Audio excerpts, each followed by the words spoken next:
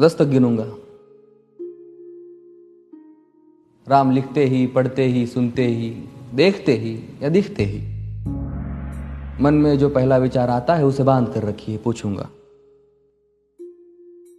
1 2 3 4 5 6 7 8 9 9 9 हाथ काट कर रख दूंगा ये नाम समझ आ जाए तो।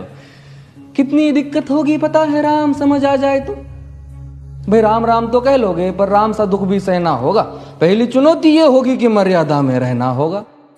और मर्यादा में रहना मतलब कुछ खास नहीं कर जाना है, बस त्याग को गले लगाना है और अहंकार जलाना है।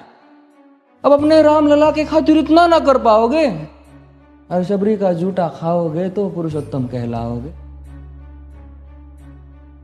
काम क्रोध के भीतर रहकर तुमको शीतल बनना होगा। बुद्ध भी जिसकी इच्छाओं में बैठे वैसा पीपल बनना होगा ये सब कुछ, और वो भी शून्य में रहकर प्यारे। तब ही तुमको पता चलेगा कि कितने अद्भुत राम हमारे। सोच रहे हो कौन हूं मैं?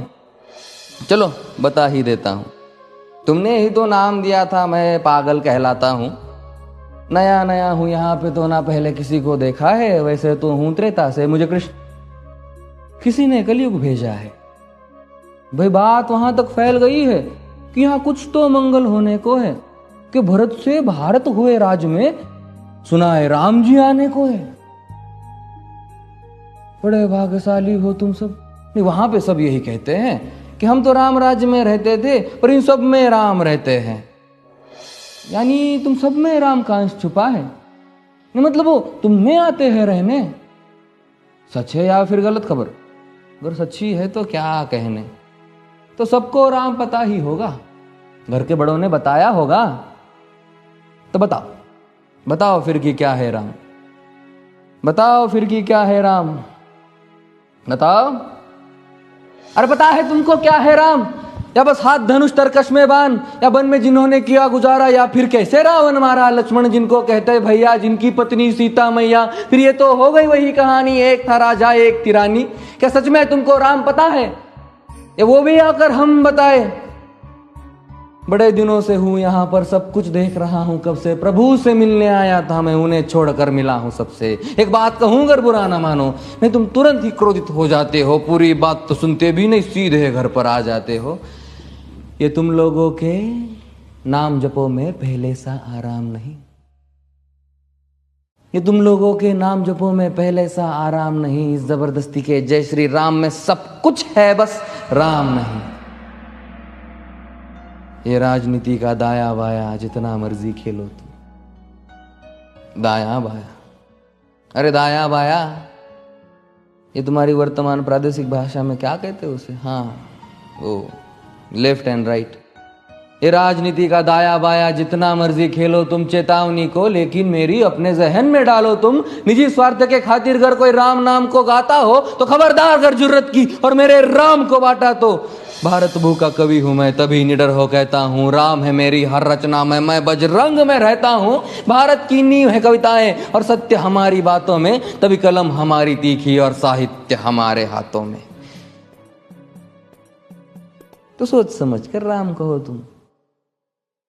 ये बस आतिश का नारा नहीं, जब तक राम हृदय में नहीं तुमने राम पुकारा नहीं।